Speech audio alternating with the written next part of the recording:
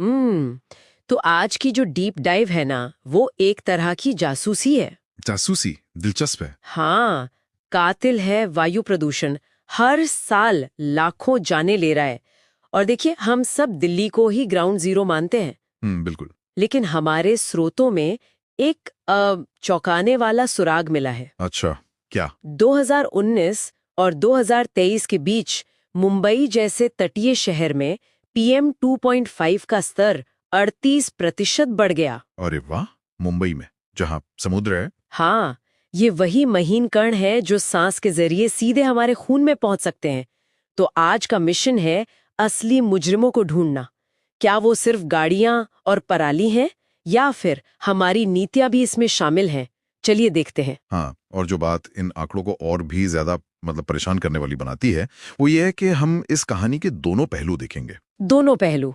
एक तरफ दिल्ली के स्मॉग टावर्स जैसी करोड़ों की विफलताएं हैं, और दूसरी तरफ वाराणसी जैसे शहर। वाराणसी। हाँ। उन्होंने क्या किया? वाराणसी ने PM 2.5 में 72% की कमी हासिल की।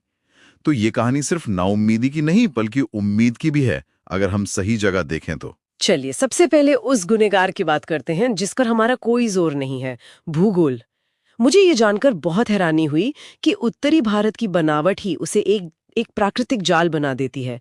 ये कैसे काम करता है? इसे विंटर इन्वर्जन कहते हैं। Winter inversion. हाँ, इसे ऐसे समझिए जैसे सर्दियों में शहर के ऊपर किसी ने अदृश्य ढक्कन रख दिया हो। एक ढक्कन। बिल्कुल।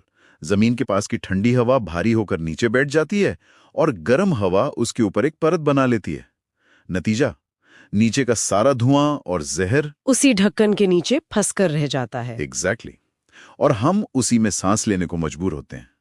ये भौगोलिक जाल तब एक असली गैस चैम्बर बन जाता है जब हम इसमें अपना मानव निर्मित जहर भरते हैं। जैसे गाड़ियों का धुआं, कंस्ट्रक्शन की धूल। हाँ, और पराली का धुआं, जो कुछ हफ्तों में ही दिल्ली के प्रदूषण को 50 से 75% तक बढ़ा देता है। और कोयले से चलने वाले पावर प्लांट तो हैं ही। और जब हालात इतने बिगड़ जाते हैं तो हम कुछ जादुई समाधान ढूंढते हैं, जैसे दिल्ली के वो मशहूर स्मॉग टावर। पर स्रोतों के मुताबिक वो तो पूरी तरह नाकाम रहे। नाकाम कहना भी शायद कम होगा। अच्छा। एक टावर अपने 100 मीटर के दायरे में सिर्फ 17% हवा को साफ कर पाया। ये तो कुछ भी नहीं है। सिर्फ 17%? हाँ, कुछ विशेषज्ञों ने तो मजाक में यहां तक कह दिया कि इन टावरों को वायु प्रदूषण नियंत्रण की विफलताओं का संग्रहालय बना देना चाहिए। वाह, संग्रहालय! ये तो जबरदस्त तंज है। लेकिन एक सवाल उठता है, अगर ये इतने अप्रभावी थे तो इन्हें करोड़ों रुपए खर्च करके लगाया है क्यों गया? क्या यह सिर्फ जनता को दिखाने के लिए था कि देखिए हम कुछ कर रहे हैं? ये एक बहुत महत्वपूर्ण